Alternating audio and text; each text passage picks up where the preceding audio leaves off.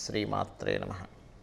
ప్రేక్షకులకి ఆ లలితాంబిక అమ్మవారి యొక్క అనుగ్రహం పరిపూర్ణంగా కలగాలని మనస్ఫూర్తిగా కోరుకుంటూ మనం ఈ క్రోధినామ సంవత్సరంలో ద్వాదశ రాసుల వారికి వీలైతే ద్వాదశ లగ్నాల నుంచి చూసుకోండి, లగ్నం తెలియని వారు రాసి చూసుకోవచ్చు.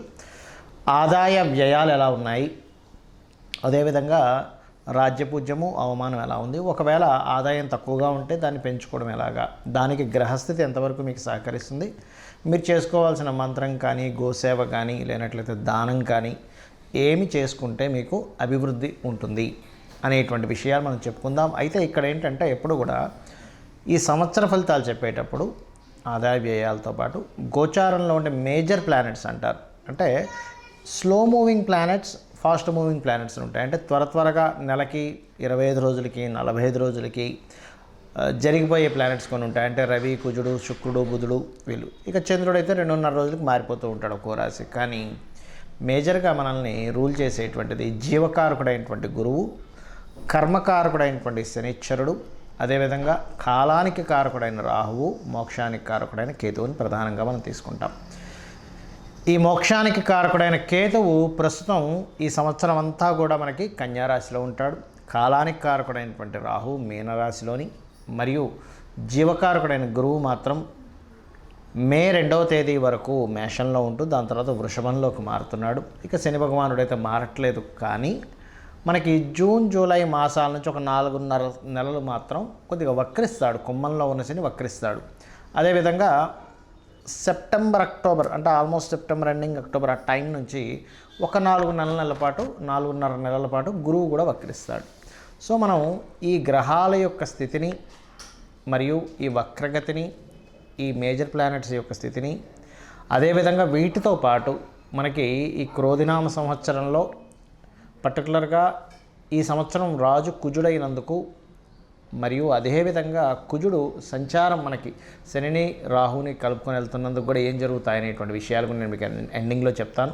కర్కాటక లగ్నం ప్రధానంగా చూడండి, లగ్నం తెలియని వారు రాసి చూసుకోవచ్చు. అయితే ఈ సంవత్సరం ఆదాయము, వ్యయము, రాజ్యపూజ్యము, అవమానము ఎలా ఉంది కర్కాటకం వారికి అనేటువంటి చూసి దాన్ని ఏదైనా మనం ఎలా మార్చుకోవాలి గ్రహస్థితిరీత్యా మంత్రరీత్యా చూసుకుంటే కనుక కర్కాటకం వారికి ఆదాయం చాలా చక్కగా ఉందండి, 14. అయితే వ్యయం 2 ఉంది. So no need to worry. అంటే 14 లక్షలు వస్తే 2 లక్షలు ఖర్చు అని చూపిస్తుంది. అయితే ఇక్కడ నేను మీకు చెప్పేది ఏంటంటే దీంతో పాటు మీ జన్మజాతకం కూడా చెక్ చేసుకోవాలి. చాలామంది ఏమంటుంటారు, ఏమండి ఇక్కడ ఆదాయం 14.2 అని చూపించారు కానీ నాకు పెద్ద ఆదాయం లేదు. అంటే మీకు ఎక్కడో ధన సంబంధించినటువంటి గ్రహం ఎక్కడో స్ట్రక్ అయిందని అర్థం చేసుకొని దానికి సంబంధించి చేసుకోవాలి, ఏది మీ పర్సనల్ చార్ట్ రీత్యా. అలాగే నేను ఈ వీడియోలో లాస్ట్లో ఫైనాన్షియల్ గ్రోత్ కూడా మంత్రం చెప్పాను, అది కూడా చేసుకోండి. ఇక ఇది ఓకే అంటే ఆదాయ వ్యయాల విషయంలో మీకు ఎక్కడ ఇబ్బంది లేదు అనేటువంటి సూచిస్తుంది. ఎందుకంటే కర్కాటకం వారికి ఎలాగో మనకి గురువు మే మాసం నుంచి 2వ స్థానాన్ని వీక్షిస్తాడు కాబట్టి ఫైనాన్షియల్ గ్రోత్కి నో నీడ్ టు వరీ. అయితే 2వ స్థానానికి ఆల్రెడీ ఇప్పుడు వీక్షిస్తున్నాడు, 3ని వీక్షిస్తాడు. అంటే సర్క్యులేషన్, మనీ సర్క్యులేషన్ వీక్షిస్తుంటాడు మే వరకు 2 మే నుంచి ఇది ఉంది. అయ్యా ఇక మిగతా విషయాలు కనుక చూసుకున్నట్లయితే ఇక్కడ రాజ్యపూజ్యము, అవమానము 6గా ఉంది కర్కాటకం వారికి. అంటే ఏమిటి, మెచ్చుకునే వాళ్ళ సంఖ్య ఎంత ఉందో మిమ్మల్ని అవమానించే వాళ్ళ సంఖ్య, అంటే మీ తప్పుని ఎత్తి చూపే వాళ్ళ సంఖ్య కూడా అంతే ఉంటుంది. మరి ఇక్కడ 6గా ఉంది కాబట్టి అవమానించే వాళ్ళ సంఖ్యను తగ్గించుకోవాలి కర్కాటకం వారంటే చాలా సింపుల్. ఇక్కడ మీరు గమనించినట్లయితే రాశి నుంచి అష్టమంలో శని సంచరిస్తున్నాడండి. అంటే ఏమిటి, మీరు శనివారాలు మనం ఎక్కడికైనా వెళ్ళి ఒక మాట మాట్లాడితే మనకు అవమానం వస్తుందని తెలిస్తే శనివారం వెళ్ళకండి. శని హోరల్లో అటువంటి ప్రయత్నం ఏమీ చేయకండి. మనకి ప్లానెటరీ టైమ్స్ అని ఒక యాప్ ఉంటుంది, దానిలో శని హోర ఎప్పుడు వస్తుందో చూపిస్తుంది, అదొకటి గుర్తుపెట్టుకోండి. రెండవది, ఈ అవమానాలు తగ్గాలి అంటే కాలభైరవ అష్టకం చదువుకోండి. నువ్వులు దానంగా ఇవ్వండి, తెల్ల నువ్వులు, నల్ల నువ్వులు కాదు, తెల్ల నువ్వులు, నీలం రంగు వస్త్రము దానంగా ఇవ్వండి, మరియు నూనె దానంగా ఇవ్వండి. వీలైతే నల్ల కుక్కలు ఉంటాయి, నార్మల్గా కుక్కకైనా సరే నల్లదే ఉండాలని రూల్ ఏం లేదు, వాటికి ఏదైనా తినిపించండి, బిస్కెట్లో బ్రెడ్డో ఏదో ఒకటి. మీకు ఖచ్చితంగా అవమానించే వాళ్ళ సంఖ్య మీకు పూర్తిగా తగ్గుతుంది, ఇది గుర్తుపెట్టుకోండి. ఇక మిగతా అంశాలు కనుక చూసుకున్నట్లయితే ఈ సంవత్సరం ప్రధానంగా మీరు తీసుకోవాల్సిన జాగ్రత్త, అగ్రిమెంట్స్ రాసేటప్పుడు, సంతకం పెట్టేటప్పుడు, మధ్యవర్తిత్వంగా వెళ్ళేటప్పుడు, ఎవరితోనైనా ఏదైనా మెయిల్ పంపించేటప్పుడు, మెసేజింగ్ చేసేటప్పుడు చాలా జాగ్రత్తగా ఉండాలి.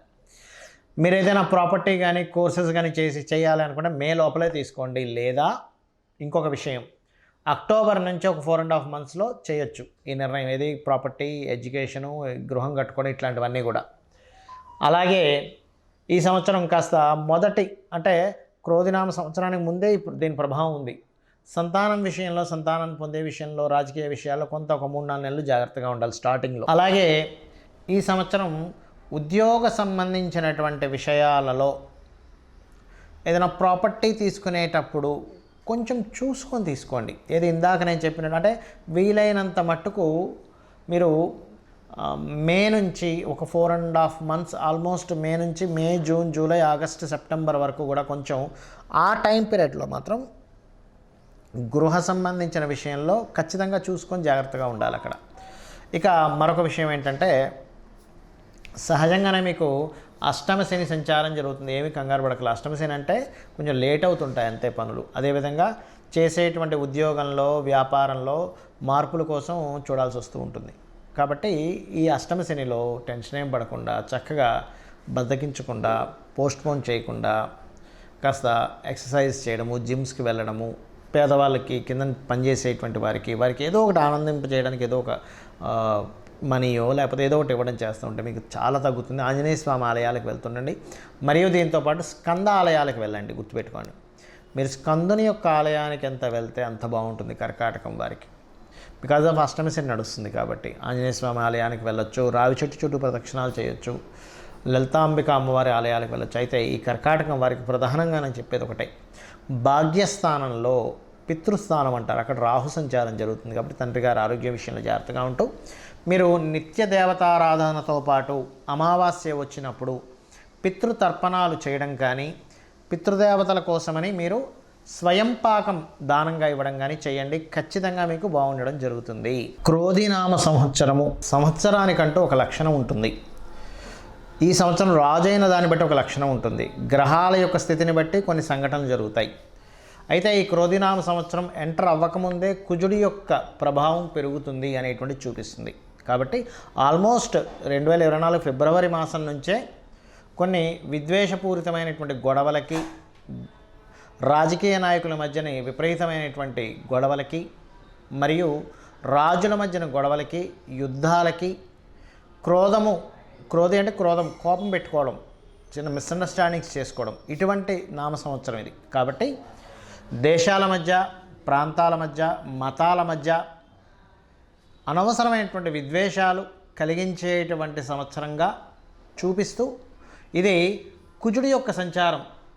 దీనివల్ల కుజుడు ఎవరికి కారకుడు అని చెప్పి తీసుకుంటే మిలిటరీకి, అందులో అంటే డిఫెన్స్ వారికి, పోలీస్ డిపార్ట్మెంట్ వారికి, రక్షణ వీటిని కల్పించేటువంటి వారికి. అంటే ఏంటి, ఈ సరిహద్దుల దగ్గర కొంత జాగ్రత్తగా ఉండాలి.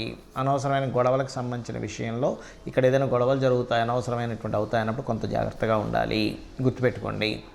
కాబట్టి ఈ క్రోధినామ సంవత్సరంలో అందరూ చేసుకోవాల్సింది ఏంటి, ఇటువంటి గొడవలు మనం ఏమీ ఇబ్బంది పడకుండా ఉండాలి అంటే ముఖ్యంగా గుర్తుపెట్టుకోండి, కుజుడు రాజయ్యాడు కాబట్టి కుజగ్రహానికి, శని రాహుగ్రహాల దగ్గర దీపారాధన చేయండి. చేసినట్లయితే అనవసరమైన గొడవలు బయట జరిగే ఛాన్సెస్ ఎక్కువగా ఉన్నాయి. కాబట్టి మీరు వెళ్ళి అనవసరంగా అందులో ఇరుక్కొని అందులో ఇబ్బంది పడకుండా మీరు సేఫ్గా ఉంటారు ఫస్ట్. అదేవిధంగా రాజుల మధ్య, రాజకీయాల నాయకుల మధ్య, రాజ్యాల మధ్య గొడవలు జరిగేటువంటి ఛాన్సెస్ ఇప్పుడు ఉన్నాయి. కాబట్టి వేరే వేరే దేశాల్లో ఉండేటువంటి వారు కూడా కొంచెం ఏదైనా ఇక్కడ ఏదైనా యుద్ధం సంబంధించినవి రాబోతుంది అన్నప్పుడు ఆ సరుకులు ఏవైనా మనకు చూడండి, కొంచెం యుద్ధ వాతావరణం ఉన్నప్పుడు బయటికి వెళ్ళలేని పరిస్థితి వచ్చినప్పుడు కొంచెం ఇంట్లో సరుకులు మనం స్టాక్ పెట్టుకుంటాం. ఇటువంటి విషయాల్లో చాలా అలర్ట్గా ఉండాలి. మొత్తం ప్రపంచవ్యాప్తంగా ఈ కాంబినేషన్ ఏర్పడుతుంది కావున. అలాగే మరొక విషయం ఏంటంటే ఇక్కడ మీకు చాలామందికి జాతకం తెలియదు, డేట్ ఆఫ్ బర్త్ తెలియదండి, రాశి తెలియదు, ఏమీ తెలియదు. కానీ క్రోధినామ సంవత్సరం నాకు బాగుండాలంటే ఏం చేయాలి అంటే ఒకటే గుర్తుపెట్టుకోండి, చండీ పారాయణం, శ్రవణం చేయండి. మీరు తర్పణమో హోమమో చేయలేకపోయినా కనీసం శ్రవణం చేయండి. ఎటువంటి ఇబ్బంది రాకుండా అమ్మవారు చూసుకుంటుంది ఈ సంవత్సరం. రెండవది, మీకు దగ్గరలో గోశాల ఉన్నట్లయితే గోవులకి చక్కగా మీరు ఏం చేస్తారంటే ఏవైతే ఈ నువ్వులు తినిపించకూడదండి. బెల్లము, గోంగూర మరియు క్యారెట్స్, బీట్రూట్స్ లాంటివి, అదేవిధంగా గోధుమ రవ్వ ఇటువంటివి తినిపించండి. మీ గ్రహస్థితి ఎలాగున్నా సరే క్లియర్ అవుతుంది. దీంతోపాటు కుజ, శని, రాహు, కేతు గ్రహం దగ్గర కూడా దీపారాధన చేయండి. ఎందుకంటే జాతకం తెలియదు, ఏమీ తెలియదు, కానీ 6th హౌస్లో కేతు సంచరిస్తున్నాడు బుధరాశుల్లో.